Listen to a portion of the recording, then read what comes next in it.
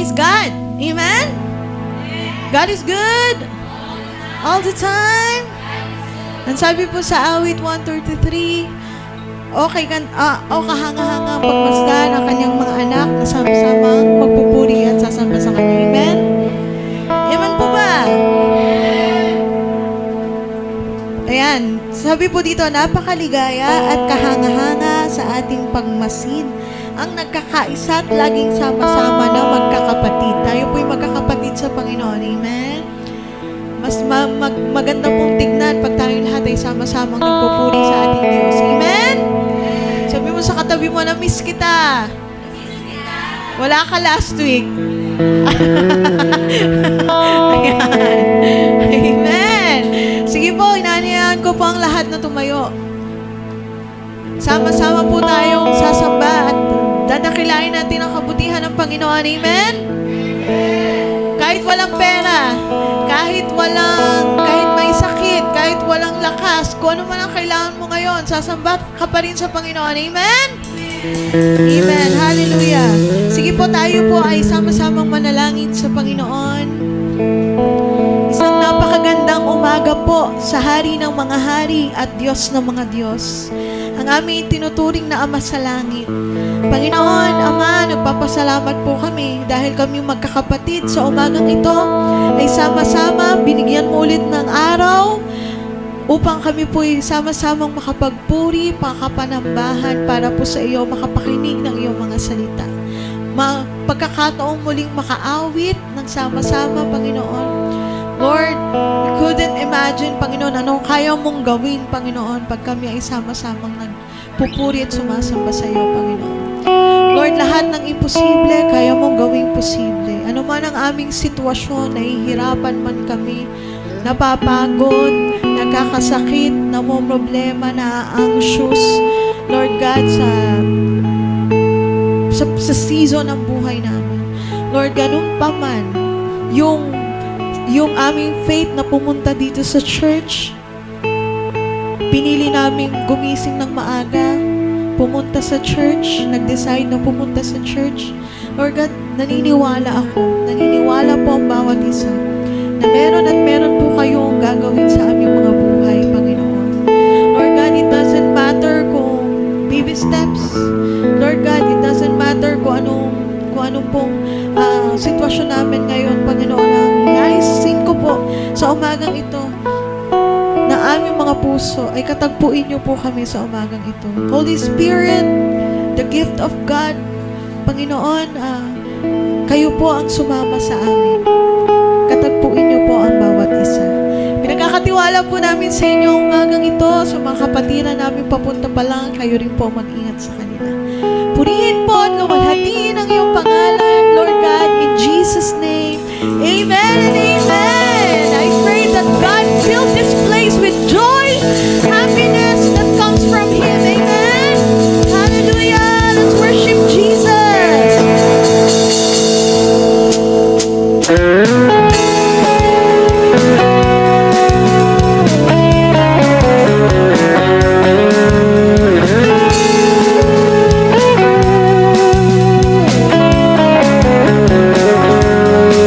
Pumapos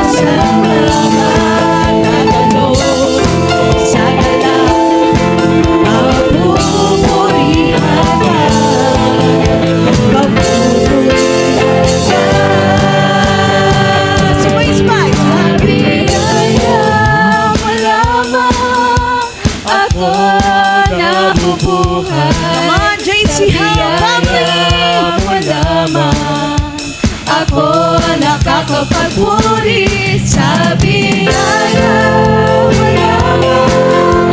Ako bumatabi, ang lahat ito'y biyaya mo sa akin.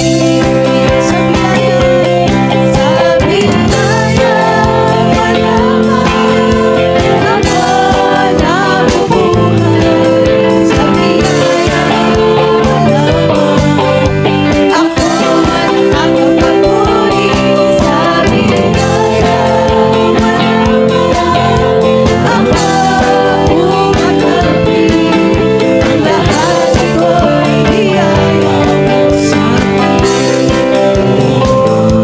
Ang lahat ito'y biyaya mo sa akin. Ang lahat ito'y biyaya mo sa akin.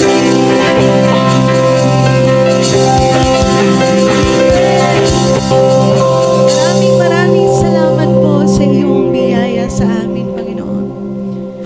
Lord, marami man kami mga bagyong pinagdadaanan, mga pagsubok na hindi namin inaasahan, pero wala kaming kontrol, Panginoon.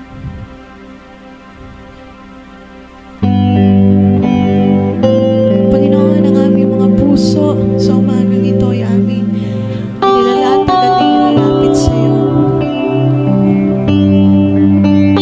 Ang aking pong dalangin ay puspusin mo ang aming mga puso, Panginoon, sa umagang ito. Mag-umapaw iyong pag-ibig sa buhay ng bawat isa.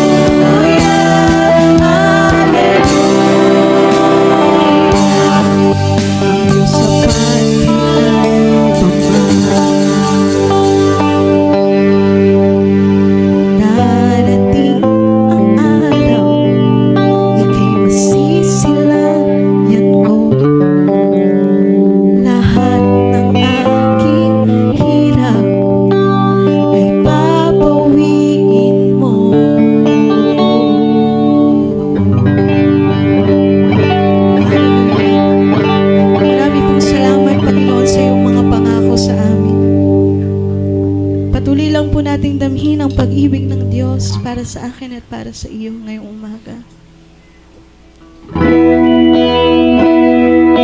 Walang katumbas na salita o gawa, Panginoon, ang iyong kabutihan na ipinapakita sa lahat ng mga nananampalataya sa iyo.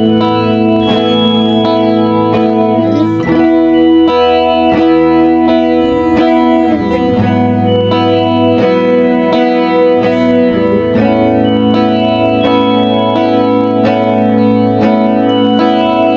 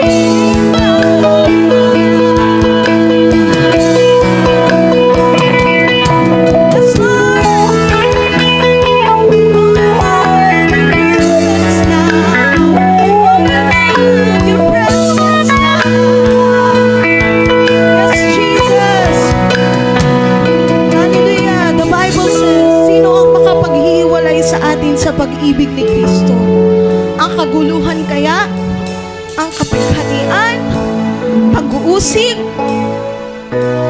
pagkagutom, kahirapan, panganib o kamatayan. Kung wala kang pera, meron kayong makapaghiwalay sa atin sa Panginoon. Ayon sa nasusulat, sabi po sa 37, hindi, sabi mo hindi. Sa pa, hindi. Hindi. Sa lahat ng mga ito, tayo'y lalong higit pa. Sabi mo yung word na lalong higit pa. Lalong higit pang magtatagumpay. Sa pamamagitan niya na nagmamahal sa atin, hindi dahil sa'yo, hindi sa mga ginagawa mo, kundi dahil sa pamamagitan niya na nagmamahal sa atin. Amen? No one can separate us from the love of Jesus Christ. Amen? Kahit ano pang pinagdadaanan mo, kapatid, walang imposible sa Panginoon. We can do all things through Christ who strengthen us. Amen? Hallelujah. Lord, right now, Panginoon, amin po itinataas sa iyo ang aming mga pananampalataya. Sa umagang ito, pinipili po namin ituon ang aming isipan sa iyo. Hindi muna namin iisipin ang mga problema sa bahay o kung anumang bagay. Sa umagang ito, ang aking panalangin sa bawat isa, answered prayer, sa matagal ng prayer, kagalingan sa may mga sakit, provision sa mga dumaranas ng kagipitan, kalakasan sa mga nakakaranas ng bullying, kapighatian, pag-uusig, kalakasan sa mga taong nakakaramdam ng parang unfair ang buhay. Maraming tanong sa buhay, bakit ako, bakit siya, bakit ganito? Lord, kalakasan, kapayapaan sa umagang ito. Ano mang bumabagabag sa amin, ano man ang mga problema namin, Lord, pinipili namin itaas to sa iyo. Isinusumpo namin sa iyo ngayong umaga. Hallelujah! Ika'y sapat kailanpaman. Hallelujah! Ang Diyos sapat kailanpaman. Hallelujah! Sa iyo ang kapurihan. Hallelujah! Sa iyo ang pagdakila. Hallelujah! Sa iyo, Panginoon. Kaya naman sa umaga ito, lahat na naririto ay magsabi ng Amen and Amen! A blessed morning po, everyone. As we prepare po for a tithes and offering, gusto ko lang mag-share ng isang situation na very familiar sa ating lahat. Alam niyo po yung araw na sobrang busy natin sa work, sa school, sa errands, sa family, lahat sabay-sabay. Minsan, pagod na tayo. And before we know it, halos wala na tayong oras for God. Hindi naman sinasadya, but life just gets busy po. So, pero kahit ganon, God still gives us strength. He wakes up us every morning. He allows us to finish our tasks. He protects us habang nasa labas tayo. And He provides opportunities na minsan hindi na natin napapansin. So, this reminds us of the story po of the 10 lepers in Luke 17:11-19. So, meron dong 10 tao na may leprosy. So, may sakit po sila. And then, pinagaling silang lahat ni God. But only one po, isa lang yung bumalik kay Jesus Christ at nag-thank you. So, hindi sila sinisingil, hindi sila pinilit, pero napansin ni Jesus kung sino yung may grateful heart na willing bumalik sa Kanya. Amen. Tayo rin, minsan ganon, we receive blessings, answered prayers, guidance, favor, pero dahil sa bilis ng buhay natin, nakakalimutan nating bumalik kay Lord just to simply say thank you. So, tithing is one of our way of returning to Him. It's not just about giving money. It's giving back with a thankful heart.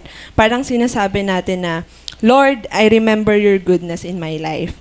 So, and maybe today, some of us are not struggling financially. Maybe okay ang trabaho, kompleto ang pamilya, safe tayo araw-araw, healthy tayo, or may mga magagandang bagong opportunities. All of these are blessings worth returning thanks for. So, sabi sa Deuteronomy 8:18, remember the Lord your God, for it is He who gives you the ability to produce wealth. So, lahat ng kaya nating gawin Skills man yan, strength, opportunities, lahat yon galing sa Kanya. So as we give today, let's be like the one leper who returned. Let's come to God with gratitude and humility, saying, Lord, thank you. I honor you with my tithes and offering. Let us pray po. Heavenly Father, thank you for your goodness and faithfulness sa buhay po namin. Salamat po sa strength, protection, opportunities, and blessings that we experience every day, both big and small. As we give our tithes and offerings today, we pray that you receive this with joy, purify our hearts, Lord, and remind us that everything we have comes from you. We ask that you continue to guide us in our work, our families, and our daily decisions. Panginoon, turuan niyo po kami na maalala ka namin sa lahat ng seasons ng buhay namin. Busy man yan, peaceful, challenging, or overflowing po. Bless the hands that give and even those who may not be able to give today. Provide for every need and pour out favor and wisdom in the days ahead. We honor you, Lord. In Jesus' name we pray. Amen. Magsitayo po tayong lahat at buksan ang ating Biblia sa Mateo 7 verse 24 to 27. Kaya't ang bawat nakikinig at nagsasagawa ng mga salita kong ito ay maitutulad sa isang taong matalino na nagtayo ng kanyang bahay na ang pundasyon ay bato. Umulan ng malakas, bumaha, at binayo ng malakas na hangin ang bahay na iyon. Ngunit hindi nagiba sapagkat nakatayo iyon sa bato. Ang bawat nakikinig ng aking salita, ngunit hindi naman nagsasagawa ng mga ito, ay imaitutulad naman sa isang taong hangal na nagtayo ng kanyang bahay sa buhanginan. Umulan ng malakas, bumaha, at binayo ng malakas na hangin ang bahay. Ito ay bumagsak at lubusang nawasak. Maari na po tayong umupo. Para sa ating Panginoon. Hallelujah, Lord. Ako po uli, no? Sama na ba kayo? Wala po uli si nagsabing, Jero, wala kang chicken wings. Si Tatay Pastor Pule ay nasa Pangasinan naman siya. Si Tatay Pastor ay umiikot sa mula Apari hanggang Hulo. No? May ministry puli siya doon, kaya ako puli yung naatasan dahil dapat si Ate Harlen, sabi niya, sige, ikaw na lang. Pero salamat po sa kalakasan ng Panginoon na ibinibigay po sa ating lahat, no? Lalo na sa buhay po natin, sa buhay ko po, no, na nagtatrabaho sa gabi, pagdating sa umaga, delivery rider pa. Hanggang December 15, nagre-render po ako. Salamat sa Panginoon dahil last week, napag-aralan po natin yung, ang galing ni Chubbs, no? Yun yung message natin noong Sunday. Pero wala siya, pero ibig sabihin, magka-espiritu talaga lahat ng nasa J-How, no? Kung ano yung revelation doon sa Tatay Pastor at sa mga anak niya, yun din yung, hindi papayag ang Panginoon na pinagpala yung isa at yung isa ay may iwan. Amen? Pag pinagpala yung tatay, siyempre, pagpapalain din yung mga anak. Yun ay sa Panginoon. Pero, merong mga tatay na hindi pinagpapala ang anak kasi makasarili. Ang ating Diyos ay ganon. Hindi po siya ganon. Ang ating Diyos ay mapagbigay, mapagmahal. Ang ating Diyos ay lubos ang biyaya. Ang ating Diyos ay laging nagpapala sa kanyang mga anak. Tayo po'y manalangin, Panginoon, sa umaga pong ito.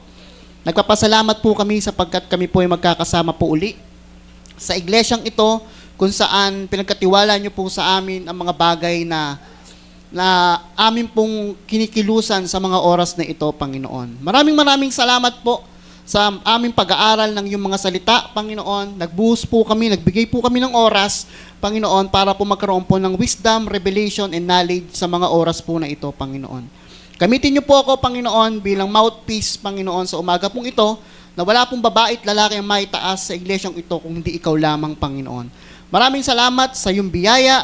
Maraming salamat sa pagpapalang ibinigay niyo po sa amin sa umaga pong ito. Maraming salamat po sa pangalan ni Jesus. Amen. Malakas sa palakpak po para sa ating Panginoon na buhay. Sabi mo sa iyong katabi, pinagpala ka. Lakasan mo. Pinagpala ka, no? Sa umagang ito, mga kapatid, yung binasa po ng ating kapatid kanina about dalawang taong nagtayo ng bahay.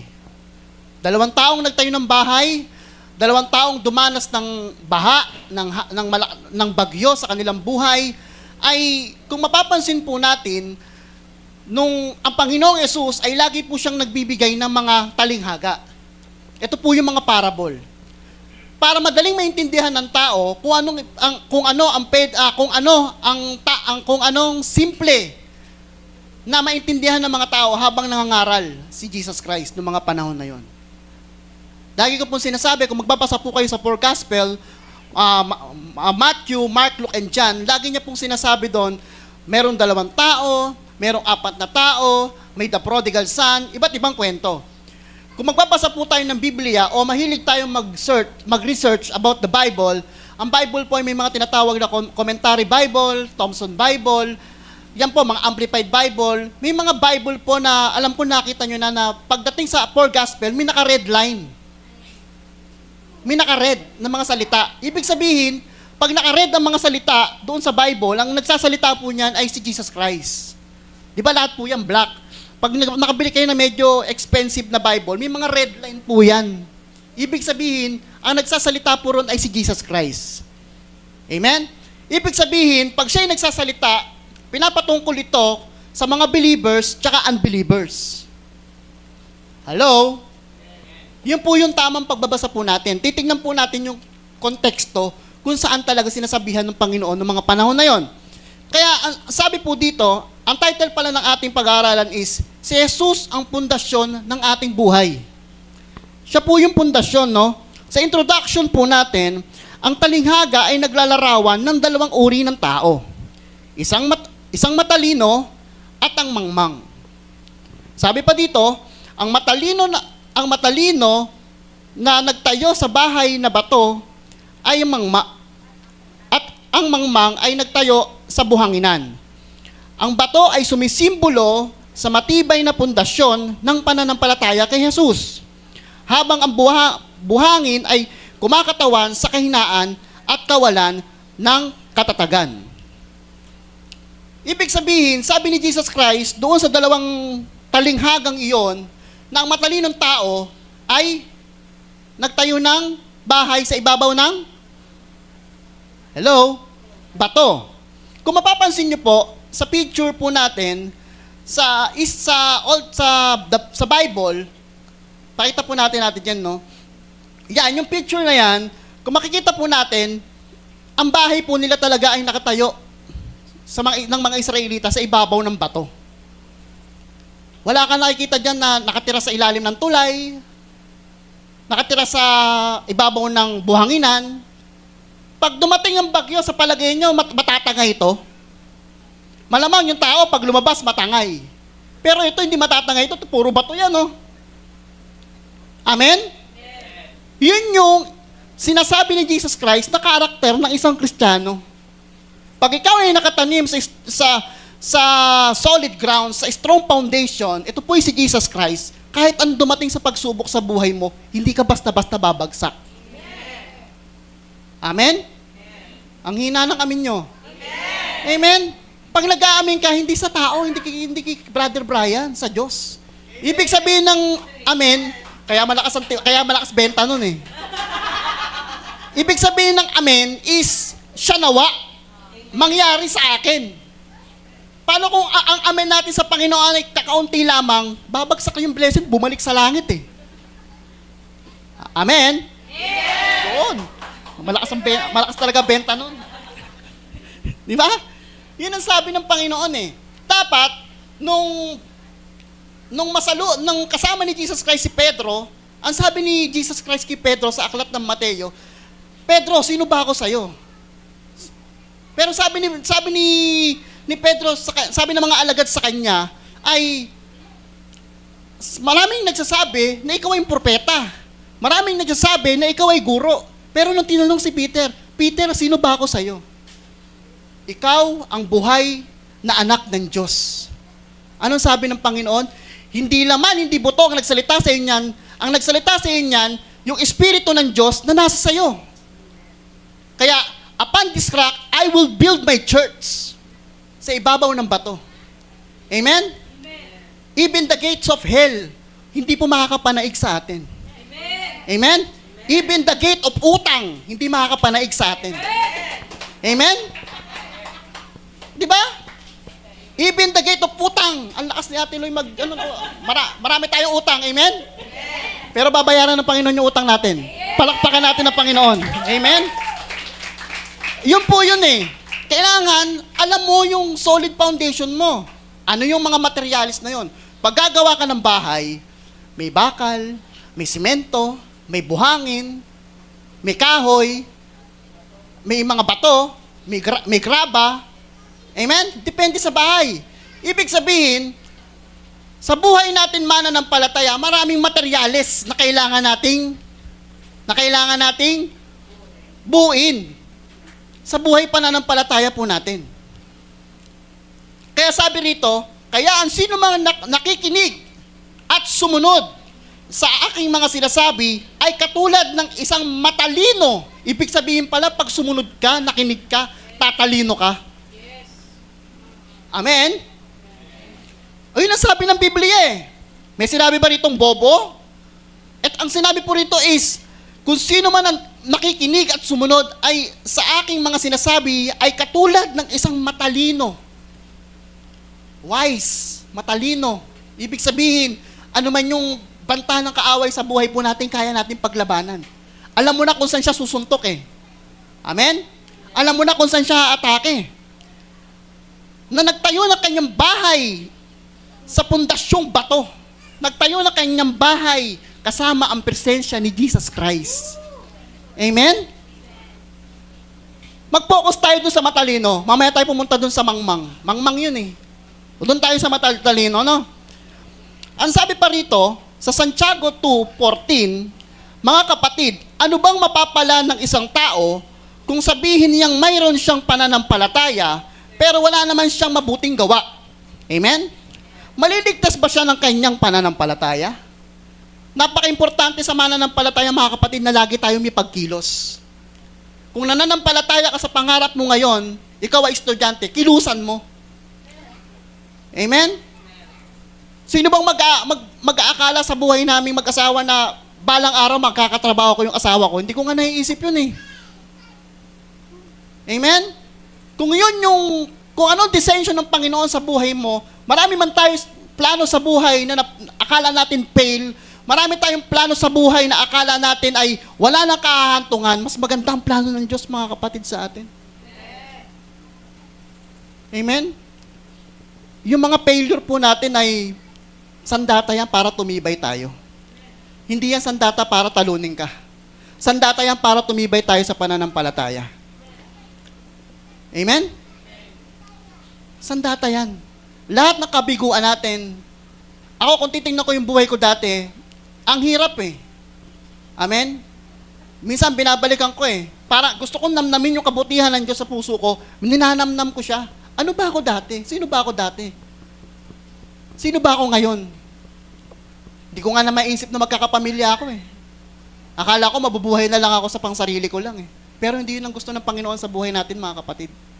Ang gusto ng Panginoon, sumunod ka sa Kanya, pagpalain ka Niya, iangat ka Niya. Kasi, siya yung Diyos mo eh, siya yung Ama mo eh. Papayag ba siyang sabihan ka ng ibang tao na ang hirap-hirap ng buhay mo, ang Diyos mo mayaman? Hindi siya papayag ng ganun. Pag naglilingkod ka sa Panginoon, glory by glory binabago ka, glory by glory pinagpapala ka. May dumarating sa buhay mo na piniprepare ang Panginoon sa mga oras na to. Na hindi mo pa nakikita, hindi pa natin nakikita yon. Pero once na dumating yon, matured ka na. Maturity and promotion, mga kapatid.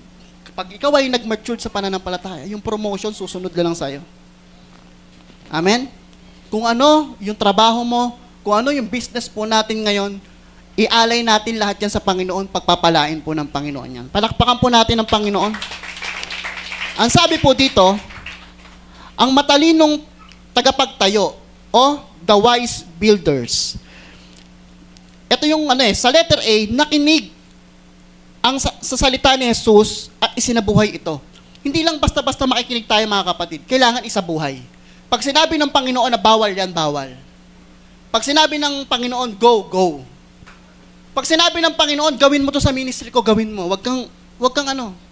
Kami, may mga ano kami, sa aming mag-asawa, testimony, may mga binibigay sa amin ng Lord na pag pinagpala kami, magpala rin kami sa iba. Hindi lang para pagpalain namin ang sarili namin, pagpalain, kundi gusto namin maging blessing din sa iba. Amen? Minsan nga, pag may nakikita kaming, nagbumotor kami mag-asawa, may nakikita kami na, meron kami nakitang ganito sa Alphamart, o ano, lagi silang nandun mag-aama sa sinasabi namin sa sarili namin, i-bless natin yan isang araw. Sinasabi ko sa asawa ko yan, i-bless ko yan. Magkaroon lang ako, i-bless ko yan. Lagi namin nakikita yung mag-anak na yun. Tapos pag napunta kami sa kanto ng gahak, may nakikita pa kami isa na sinasabi rin namin, i-bless ko yan. Pag naano ko yan, pag binigyan lang ako ng pagkakataon ng Lord, i-bless ko yan. Amen? Nakatayo ka sa solid ground eh. Dumating man yung pagsubok sa buhay mo, mashake ka man. Yung dalawang tao na yan, yung mangmang at matalino, parehas lang man silang pinagdaanan eh. Parehas may dumating na ulan. Parehas na may dumating na bagyo. Pero, may nabuwal at merong hindi nabuwal eh. No? Kaya sabi rito, kung makikinig ka sa Panginoon, gawin mo.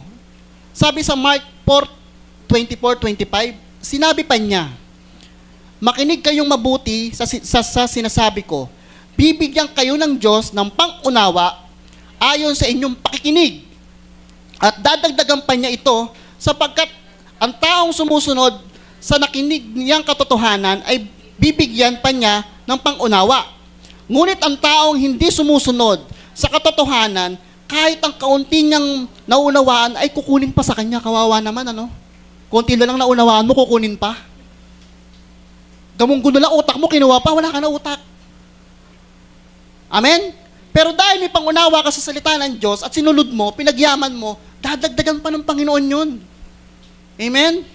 Lord, ano ba gagawin ko sa pag-aaral ko? Lord, ano ba gagawin ko sa trabaho ko? Lord, ano ba gagawin ko sa business ko? Dahil nauunawaan mo yung takbo ng Panginoon sa buhay mo, bibigyan kanya ng wisdom tsaka knowledge. Amen? Sabi ko nga nung Sunday, yung mensahe natin, hindi na pwedeng kinikiliti yung kilikili mo. Ang mensahe ng Diyos sa atin, last days na po ngayon. Malapit na dumating ang Panginoon. Tulog ka pa ba? Inaantok ka pa ba? O ano pa bang nangyayari sa buhay natin? Ang liit ng grupo natin. Pero dahil mahal natin ang Panginoon, nagagawa natin magsimba, nagagawa natin dumalo sa mga gawain. Amen? Kaya tayo nandito. Wala namang tinawag ang Panginoon sa atin, maayos pa tayo eh.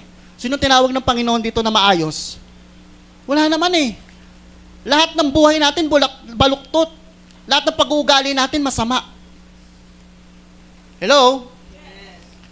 Kaya nang sabi ng Panginoon eh, makinig kayong mabuti sa sinasabi ko, sabi niya, bibigyan kayo ng Diyos ng pang-unawa. Ang Diyos ang magbibigay sa atin ng revelation sa araw-araw nating pamumuhay.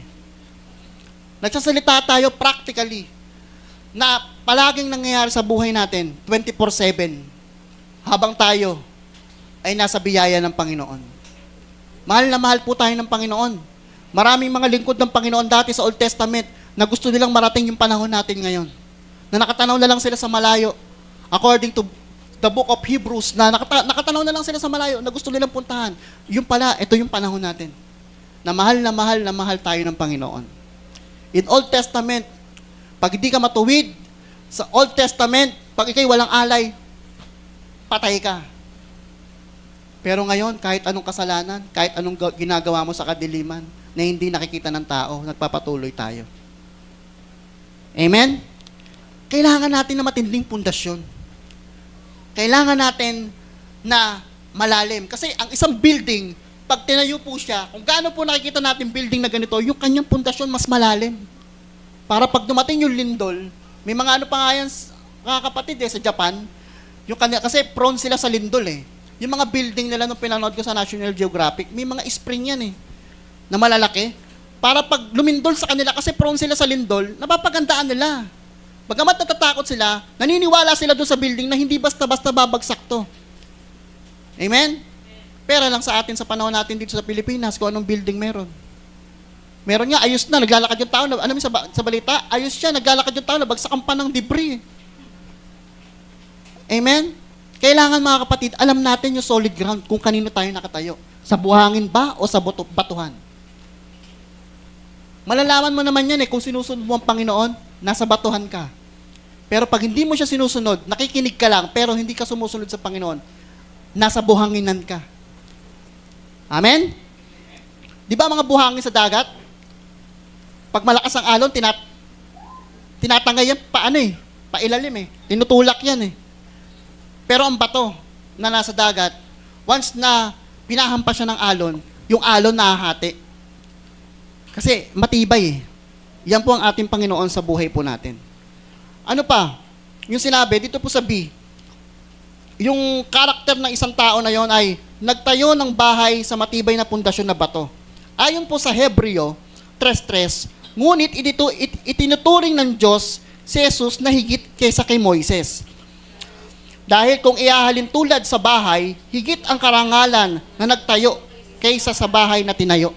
Ang nagtayo po ng ating pananampalataya ay si Jesus Christ. Amen?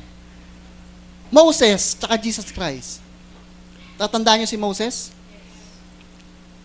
Nung nangingi ng batas ang mga Israelita, napapanood niyo naman to pag mahal na araw Umakyat siya sa bundok para kunin yung 2 tablet of stones na may naglalaman na 10 utos ng Diyos.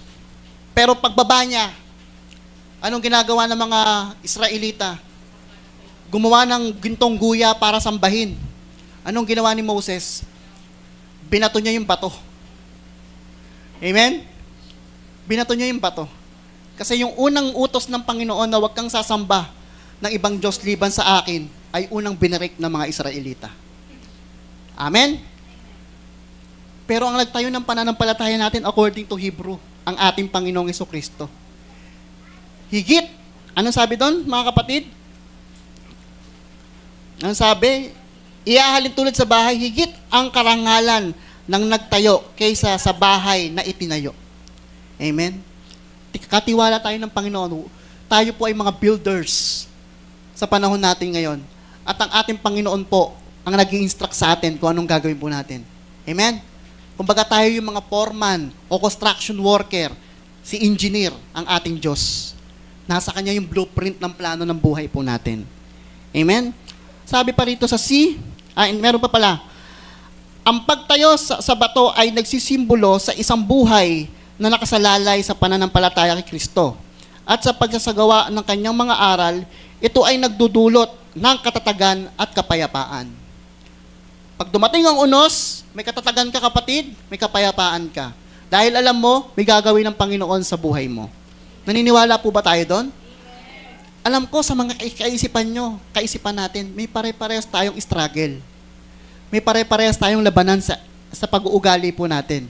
May pare-parehas po tayong dapat isuko sa Panginoon. Amen? Pag pumasok ka sa church, na may mga pagsubok sa buhay, kailangan paglabas mo na ibigay mo na sa Kanya. Amen? Tayo po ay mga anak ng Diyos.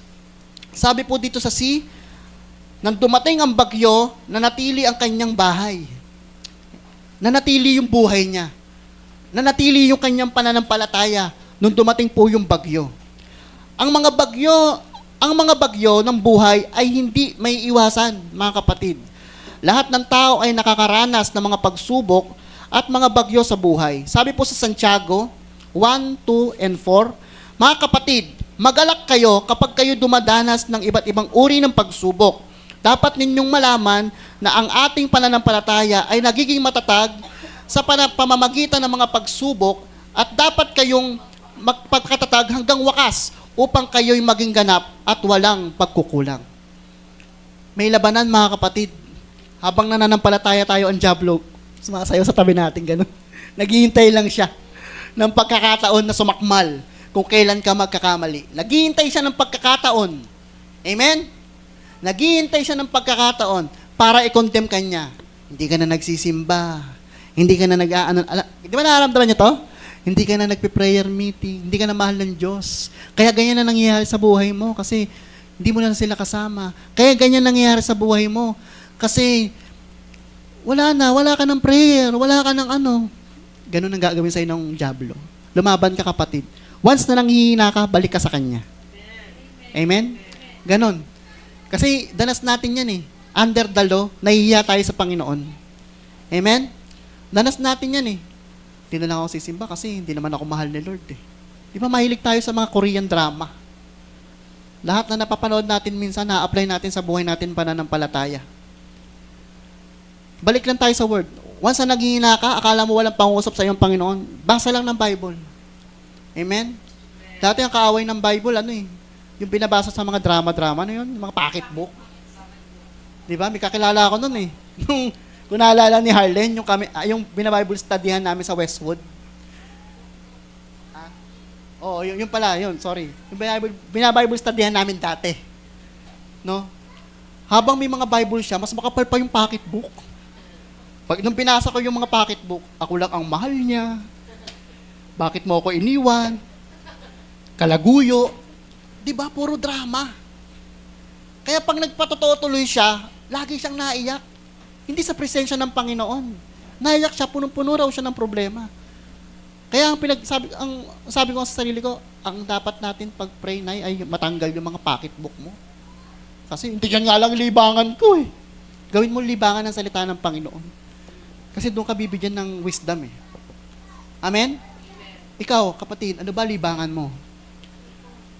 Habang nagbabasa ako Bible, pero sa cellphone, pero nakapad yung mga, di ba? Ang hirap eh. Ang hirap sa panahon ngayon. Maraming umaagaw sa salita ng Diyos. Maraming umaagaw sa panahon natin sa Panginoon. Pero kailangan natin paglabanan.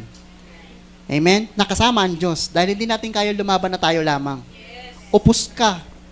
Kawawa ang buhay natin. Kaya sabi dito, magalak kayo pag dumadanas kayo ng pagsubok. Alam nyo bakit?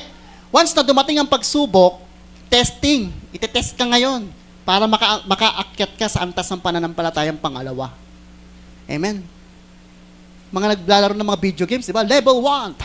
Madali lang yan, kaya kahit nakapikit. Level 2. Madali lang yan, kahit nakapikit ako. Pagdating ng level 3, ang hirap, daw makaalis. Amen. Kailangan mo ng mga technique. Sa Panginoon, ganun. Sabi rito, magalak tayo pag dumadanas tayo ng pagsubok. Lord, salamat uli dahil may mga hinaharap kaming pagsubok sa mga oras na ito. Dahil alam namin magiging dalisay yung pananampalataya namin. Yun ang sinabi ni Santiago. Yun ang sabi ni Kuya James sa atin, mga kapatid. Na magalak tayo. Ito ay nagpapakita na ang mga pagsubok ay hindi dapat ikalungkot, kundi ikagalak. Dahil ito ang paraan upang lumakas at maging perpekto ang ating pananampalataya. Ang sarap ng mga kapatid, nasa perfection ka na ng pananampalataya mo. Na pag dumating ang pagsubok sa buhay mo, nakaupo ka na lang. Sige, dating lang. Punch lang. Sabi ko nga sa sarili ko, kasi devotion ko to eh. Yung mga tinuturo kapatid, mga devotion ko to eh. Sabi ko sa sarili ko, bago ko to i-share sa kanila, Lord, natatakot ako kasi ako unang tatamaan ito eh. Kasi yun ang sabi ng Bible eh. Huwag nyo nga hangarin na kayo ay maging mga guro. Kasi higit ang pananagutan nyo sa Diyos. Kung hindi ko gagawin to, ako may problema. Matindi yung pananagutan ko sa Diyos. Amen? Ano pa po, sabi sa 1 Peter 5:19, labanan niyo siya at magpakatatag kayo sa inyong pananampalataya sa Diyos. Tulad ng alam ninyo, hindi lamang kayo ang nagtitiis ng mga kahirapan, kundi gayon din ang inyong mga kapatid sa buong daigdig. Amen? Hindi lang ikaw kapatid na nagtitiis, pati yung mga kapatid natin sa ibang mga Kristiyano rin na naniniwala sa Panginoon. Amen? Di ba sa Nigeria, nakita nyo? Habang nag-praise and worship sila, pinagbabaril. Samantalang dito, naka-aircon ka pa. Pwede ka pa nga magkape sa likod eh. Amen? Naka-aircon ka, nakaupo ka. Hindi ka nakikinig, iniisip mo, labahan kasi linggo. Amen? Ganun eh. Kailangan pa man natin maranasan yung mga bagay na magpapahirap sa atin bago tayo maniwala sa Panginoon. Ang hirap sa panahon natin kasi nasa last days na tayo. Pero dahil kasama natin ang Panginoon, kaya natin lumaban. Amen? Ito ay isang direktang utos na labanan ng mga pagsubok at manatiling matatag na ipinadalala rin ng mga iba pang mga mananampalataya ay nakakaranas din ng parehong pagsubok. Like Elijah, yung lagi kong sinasabi sa inyo, akala niya siya na lang yung lumaban eh. Nagpunta siya sa kuweba. Pagkatapos niyang labanan si Baal, yung mga propeta ni Baal na magpapaba ng apoy, alam nyo, ang sarap niya i-share kasi ang galing Tunay talaga yung Diyos natin. Nung si Jezebel, yung kay Baal, yung mga propeta niya, sabi niya, magpapababa sila ng apoy galing langit. Ano ito showdown, paliksahan. Naaayon dito yung solid foundation po ng pananampalataya natin para ma-exercise natin. Ang dami ng ginawa ng propeta ni Baal. Naglaslas na sila, yung lahat naglaslas, nagsaksak, para lang mapatunayan ang Diyos nila. Totoo. Pero walang bumabang apoy na galing sa langit. Pero nung propeta ng Diyos, si Elijah, sabi niya, fire fall down. Tinupok Saglit lang Di ba tagumpay yon sa buhay mananampalataya ng propeta Elijah? Pero pagkatapos no, nabalitahan niyo ni Jezebel na gusto siya ipapatay, nagtago siya sa isang kuweba Natakot siya. Pagkatapos ng victory, natakot siya Nagtago siya sa isang kuweba at sabi niya, siya na lang ang nabubuhay na propeta. Pero alam niyo ginawa sa kanya ng Panginoon? Pinagpahinga siya, pinatulog siya. Tulog ka muna. Mag-rest ka muna. Anong ginawa sa kanya ng Panginoon? Pinakain siya ng masarap. Ang naghahatid pa ng pagkain niya, yung mga ibon, yung mga uwak. Pinakain siya. Tapos isang araw nagising siya, nahimasmasan siya. Fresh air. Marami pa palang propeta na lumalaban kay Jezebel, hindi lang pala siya. Ipinaalala ng Panginoon sa kanya kung gaano ako kabuti sa'yo. Minsan, kailangan lang natin magpahinga Sa daming pagsubok sa buhay natin, rest lang tayo. Tapos kumain tayo na masarap. Ng alas 10 na ng alas 2 sa madaling araw. Dahil panggabi na rin ako, tumataba na ata ako. Tumataba na ba? Kumakain din ako sa madaling araw. Di ba? Ganun po yung sinasabi ng Lord kay Elijah. Minsan, rest lang tayo mga kapatid. Kailangan natin magpahinga, inhale, exhale, magbasa ng Bible, mag-pray, ipagkatiwala sa Panginoon yung mga nangyayari po sa buhay po natin. Sigurado sa atin lahat, iniisip natin yung bayarin natin bukas Iniisip natin yung kakainin natin bukas, babaunin ng mga bata bukas. Pero ang Panginoon, napakabuti sa buhay po natin. Amen? Palakpakan po natin ang Panginoon. Ano pa ang sinasabi ng Panginoon pag tinayo mo ang buhay mo, pag ikaw ay nagtayo ng bahay o tahanan sa ibabaw ng bato?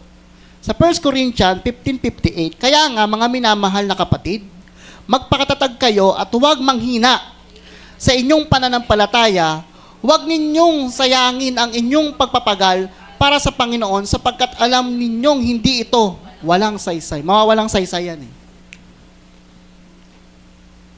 Naglilingkod kami, youth pa kami dati. Halos magkakasabay kami nila Jen maglingkod. Hindi ko pa misis yung si Ate Harlen nyo. Naglilingkod na kami sa Panginoon Amen? Alam na namin yung kung paano magalit yung man of God sa amin pag dinidisiplina kami. Minsan, sa ministry, meron disciplinary action. Pababayin ka sa ministry, mga 3 buwan ka hindi pa tatayuin. Dito kasi walang ganun Ano lang tayo palagi? Okay. Pero dati, yung ministry dati, ganun. Hindi ka pa tatayuin. Kailangan sa evangelism, nandun ka. Naranasan ko mangaral sa kulungan. Tuwing Wednesday, nangangaral ako sa kulungan, dyan sa Kawit. Magugulat ka lang pag nangaral kayo, nakakulong, tropa mo. Uy! Gaganunin ka pa. Nandito ako ngayon, ikaw, ganyan ngayon. Sasakay kami ng jeep, mangangaral kami sa jeep, pero hindi kami manghihingi. Kami pa yung magbabayad kung ilan yung mga pasahero, babayaran namin yung pamasahe. Mangangaral kami sa jeep. Ang Panginoon po ay mahal po tayo. Mangangaral kami sa ospital. Sa loob ng 1 linggo, halos hindi kami tumitigil sa gawain. May Bible study, yung midweek service namin na prayer meeting natin Wednesday, nasa church kami. Kailangan nandun kami. Kahit ano mangyari, umulan, bumagyo, nasa church kami. Kasi sa pag-aakala namin na pag ginawa namin yung mga bagay na to, lalo kaming mamahalin ng Diyos at pagpapalain ng Diyos. Ginawa namin yon sa kaisipang na kaya namin to ginagawa para pagpalain kami. Pero baliktad, pinagpala na pala ako ng Diyos, kaya kailangan ko tong gawin.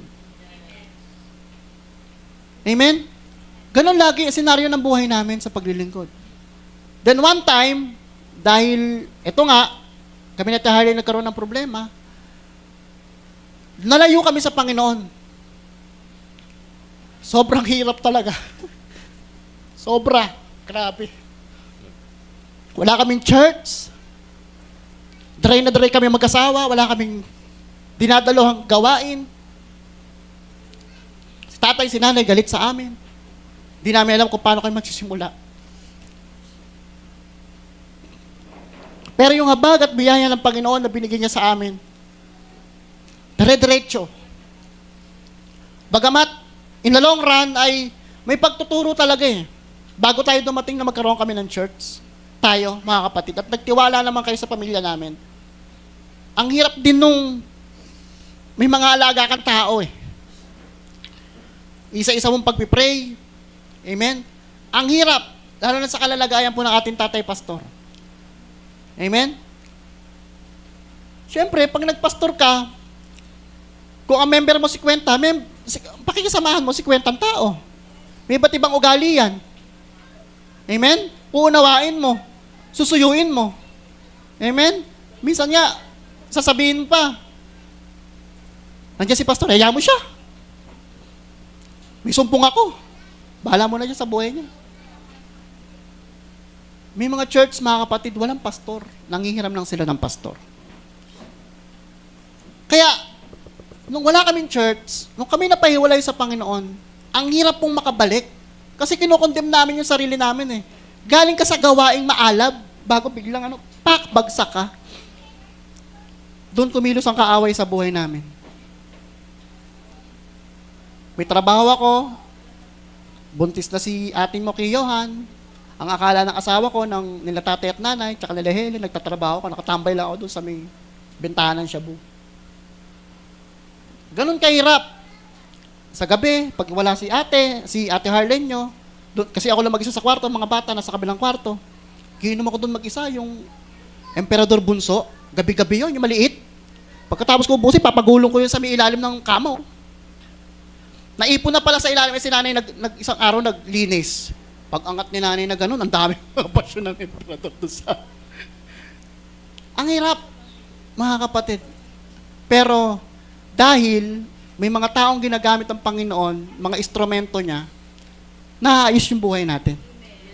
Gagamitin yung kapatid mo sa'yo, yung bayaw mo, gagamitin yung mga hipag mo, pwedeng gamitin sa'yo. Ganun ginawa sa akin eh, para tumino ko eh. Kumbaga, habang nakatira ako kay tatay, wala akong narinig na blame na, ay, ikaw ganito ka, ikaw ganyan ka, ikaw ganun ka. Nag-ano na lang sa isip ko na ang galing ng Panginoon sa buhay namin. Inayaan niyang bumagsak kami para maisip namin na mali pala to.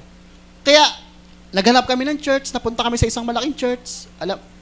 Si Sister Loy, ano pa si Jadel nun, baby pa. Alam ni Sister Loy na habang nagte-testimony kami sa D-group namin, lagi namin sinasabi mag-asawa, sana magkatrabaho na ako. Dahil wala naman akong trabaho, tricycle driver ako noon. Yun lang yung trabaho, pinagkakita ako na marangal. Ibig sabihin, glory by glory, mga kapatid, ang antas po ng pananampalataya natin, na once nakatanim tayo sa solid ground, anumang pagsubok po talagang dumating sa atin, pwede, bumagsak tayo, pero itatayo tayo ng Panginoon. Hindi siya papayag na isang anak niya na may hiwalay.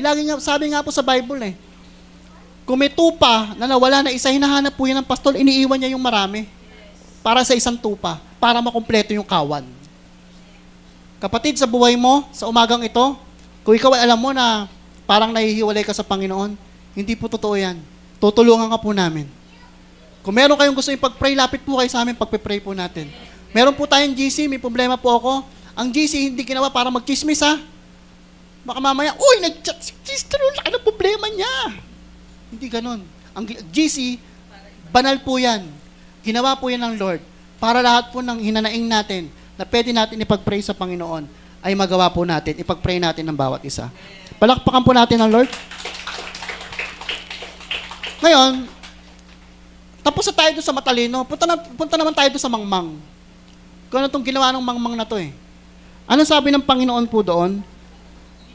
Ang sabi dito, ngunit ang sino mang nakikinig sa aking mga salita, pero hindi naman ito sinunod, ay parang taong hangal. Hangal agad ng tawag sa kanya, no? Yung isa, matalino na lalaki. Kasi matalino, nakapagtayo ng bahay sa batuhan. Pero itong isa, parang taong hangal na nagtayo ng kanyang bahay sa buhanginan. Nang umulan ng malakas at bumaha at hinampas sa malakas na hangin sa bahay, nagiba ito at lubusang nawasak. Amen? Kailangan pa ba natin maging mangmang para makilala natin ang Panginoon? Kailangan ba wasak na talaga tayo? Minsan nilaalaw ng Panginoon yan eh. Kailangan wasak ka na para makilala mo ako talaga eh. Amen? May experience mo ang mga bagay na yon. Pero wag na nating kaya ang dumating tayo roon. Nakinig na, ano po siya eh.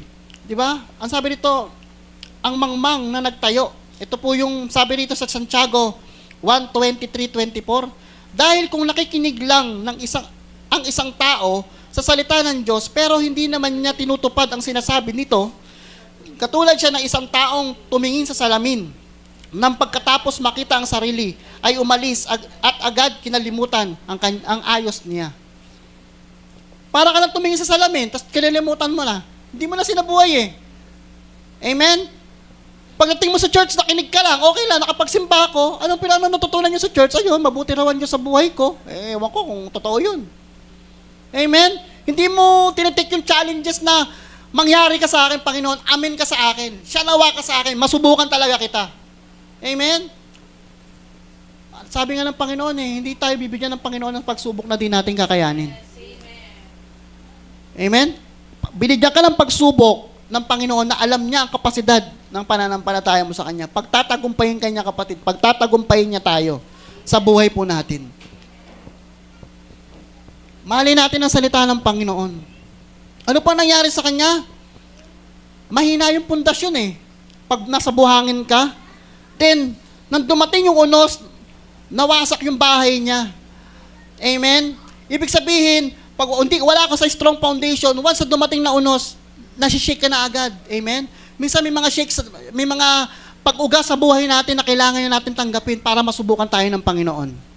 Lagi po natin aalalahanin yan, mga kapatid. Lagi po natin isaisip na ang pundasyon natin ay si Jesus Christ.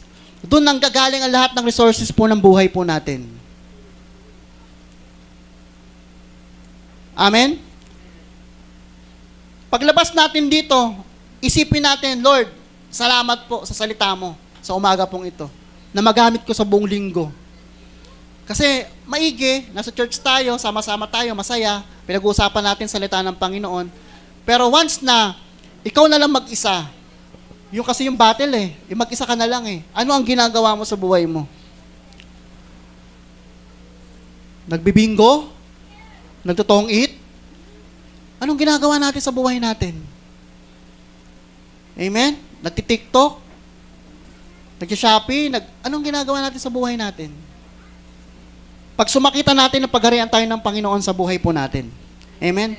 Sa ating pong pagtatapos, dito po ako nalinawan nung nabasa ko tong verse na to Ayon sa kagandahang loob sa 1 Corinthians 3:10 hanggang 15. Basahin po natin.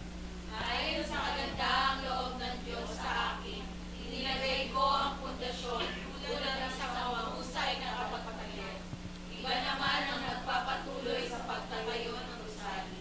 Ngunit dapat maging maingat ang bawat nagtatayo, sapagkat wala nang ibang pundasyon maaaring ilagay maliban sa nailagay na.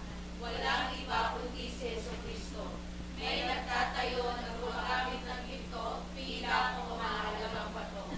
Mayroon namang gumagamit ng kahoy, damo o dayami. Makikilala ang uri ng gawa ng bawat isa sa araw ng pag-uupo, sapagkat mahahayag sa pamamagitan ng apoy kung anong uri ang ginawa ng bawat isa.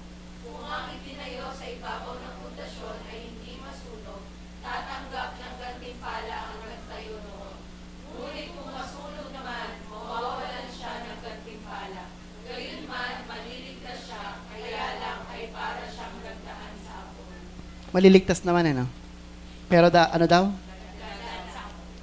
Ano ang pagkakaunawa niyo doon? Malalim yun, yung sinasabi ni Paul. Di ba? May mga nagsabi doon, meron kasing tinatawag dyan na, na habang ikaw ay nagtatayo ng sarili mong pundasyon, dapat tama yung motibo mo. Yung iba gumagamit ng ginto, di ba sabi doon? Ibig sabihin, yung iba nag-self-effort, kaya ako naging ganto, kasi ang galing-galing ko sa Biblia. Kaya ako naging ganto kasi galing ako sa prayer. 3 oras ako nagpe-prayer meeting. Ako mag-isa. Ako. Amen? Ang sinasabi po doon ni Paul ay kailangan pag nagtayo ka, mahusay ka. Na, alam mo, ang nagtayo, kasama mo yung tigapagtayo. Amen? Si Jesus Christ. Pero kung ikaw ay magtatayo sa pang sarili mo lamang, ang motibo mo ay pang sarili mo lamang, na kaya matibay ang pundasyon ng pananampalataya ko kasi magaling ako. Kasi nagbigay ako sa mahihirap. Kasi nag-donate ako ng ganito sa church. Kasi malakas ako mag-tithes. Hindi po ganun, mga kapatid. Amen? Ang pundasyon sinasabi po rito ay, ang pundasyon natin ay si Kristo lamang sa buhay po natin. Kaya sabi rito makikilala yung mga gawa kung sino yung magaling na tagapagtayo. Amen? At ang sabi pa rito ay gagantimpalaan. Sa ibabaw ng pundasyon ay masunog na tinanggap niya at gagantimpalaan. Pero yung isa, gagantimpalaan din. Pero parang siyang dumaan sa apoy. Amen? Kumbaga, parehas naman tayong pinagdadaanan pero siya hirap na hirap, ikaw hindi. Amen? Naunawaan niyo po ba? Siya hirap na pero ikaw hindi. Kasi iba po yun Iba yung self-effort mo, iba yung Diyos ang gumawa sa buhay mo. Na nag-rest ka. Ang Lord ang kumilos sa buhay mo. Amen? Ngayon, sabi pa rito, kung nag-survive yung builder, ang mangyayari sa kanya, sa kabila ng pagsubok niya at nag-survive siya, may reward siya. Amen? Pag ang builder naman ay hindi nag-survive, magsasuffer siya talaga. Pag dumating yung pagsubok, hirap na hirap. Buhay Kristiyano po natin, hirap na hirap tayo makaangat. Kasi ginagawa po natin yung self-effort po natin sa paglilingkod. Pero once na ikaw ay naniwala at nagtiwala, ang Diyos ang ating buhay, pundasyon ng ating buhay, ang negosyo ko, ang pundasyon nito ang Panginoon. Ang pag-aaral ko, ang pundasyon nito ang Panginoon. Magtatagumpay po tayo, amen? Yun po yung gustong ipahatid sa atin. Kahit na anong trabaho, mapa-rider o kahit na ano, once na naniniwala ka sa Panginoon sa araw na to, Lord, pagpapalain mo kasi ikaw ang aking solid foundation. Ikaw ang aking solid ground. May mga dumating man, ma-shake man ako, pero hindi ako tutumba. Amen? Yun po yun, mga kapatid. Sa umaga pong ito, ang Panginoon po ay talagang tunay sa buhay po natin. Amen. Hindi po siya nagloloko, hindi po siya sinungaling. Amen? Malamang, sa ibang tao, pwede mabigukan niya. Pero ang Panginoon, di kanya kayang biguin. Because sabi, ng salita ng Lord na binasa natin, ang sino mang sumunod, nakikinig at sumunod sa akin ay isang mahihalin tulad siya sa isang matalinong tao. Ang tatalino natin, mga kapatid, kasi sumusunod tayo sa Panginoon. Alam na natin yung diskarte natin sa buhay natin pananampalataya. Lagi natin isangguni sa Panginoon, yung araw-araw nating buhay, isangguni natin sa Panginoon, kung ano man yung desisyon natin, ibibigay po sa atin ng Panginoon yan. Tayo po'y manalangin at tumayo. Yes, Lord. Ay, umawit muna ng isang awitin. Ako po ay, may tanong, kayo po ba ay napagpala sa salita po ngayon? Amen. Lalabas tayong lahat na merong daladalang strong foundation. Sino ba yung strong foundation po natin? Si Jesus Christ. Dalhin po natin palagi si Jesus sa buhay po natin. Amen? Ano man ang ating mga gagawin at gagawin pa. Ngayong linggong to, pwede bang iba naman? Ibang experience naman ngayong week na to? Yung week naman na filled ni Jesus Christ sa buhay nyo? Di ba? Hindi yung kagaya last week. Yung week naman na to na, Lord, gusto ko naman this week, lahat ng gagawin ko kasama ka. Amen? Amen? Hallelujah! Awit po tayo. Christ is our